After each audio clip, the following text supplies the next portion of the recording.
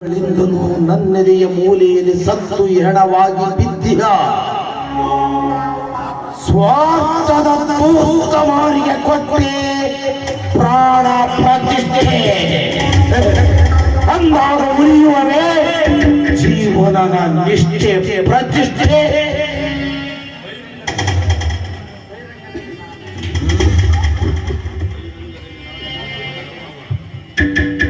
ಬಹಿರಂಗದಲ್ಲಿ ನಾನನ್ನ ಸೋದರ ಮಾವ, ಅಂತರಂಗದಲ್ಲಿ ಶಕುನಿ ಮಾವ.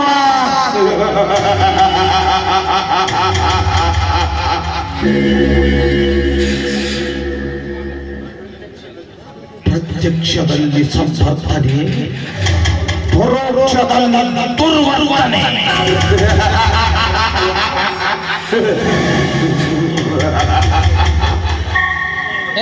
ಈಗ ಹೂಡಿ ಪಡೆಯುವೆ ಎರಡು ವಿಷದ ನಂಜಿನ ಬಾಣ.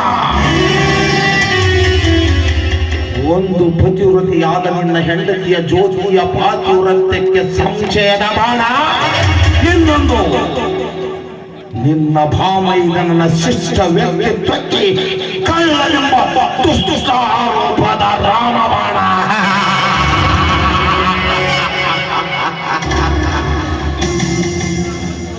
ನನ್ನ ಕುಟಿಲ ತಂತ್ರೋಪಾಯಗಳ ಗ್ರಹಿಸುವ ಬುದ್ಧಿ ಚಾತುರ್ಯ ನಿನಗಿಲ್ಲವೋ ಮೂರ್ಖ ಶಿಖಾಮಣಿ. ನೀನಾಗಿರುವಿ ನನಗೀಗ ಚಿರಾರೋಣಿ.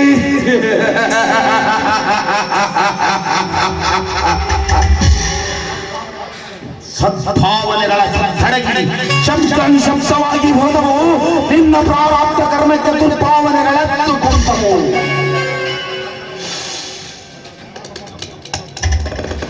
ನನ್ನ ಮುಖಭಂಗ ಮಾಡಿದ ನಿನ್ನ ತಾಯಿಯ ನಿಷ್ಠೂರದ ಕಟು ನುಡಿಗಳೇ ನಾನಾಡುವ ಕಪಟ ನಾಟಕದ ಚಟದಾಂತಿ.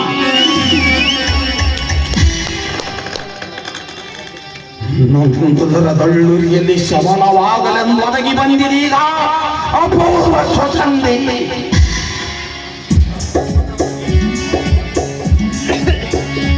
ಸಂದರ್ಭೋಚಿತವಾಗಿ ನಿನ್ನ ಅವಿಭಕ್ತ ಕುಟುಂಬದಲ್ಲಿ ಭಯಾನಕ ದೃಶ್ಯಗಳನ್ನೇ ಸೃಷ್ಟಿ ಮಾಡುವೆ. ಹಿತಚಿಂತಕನ ರೂಪದಲ್ಲಿ, ಗೋಮುಖ ವ್ಯಾಖ್ಯಾನ ಮುಖವಾಡದಲ್ಲಿ ನನ್ನ ಪ್ರಕೃತಿಯ ಕಾರ್ಯವೈಖರಿ ಸಾಗುವುದು ಗೂಢ ನಿಗೂಢತೆಯಲ್ಲಿ.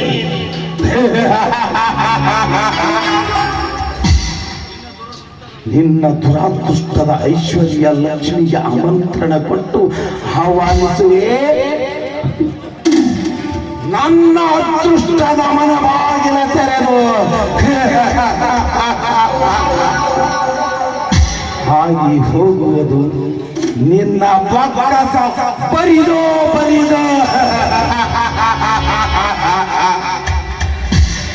ನನ್ನ ಪ್ರಕೃತಿಯ ಕಾರ್ಯವೈಖರಿ ಸಾಗುವುದು ಗೂಢ ನಿಗೂಢತೆಯಲ್ಲಿ. ಈ ಶಕುನಿ ಶಿವಶಾಂತಪ್ಪನ ಕೈ ಚಳಕದಲೆ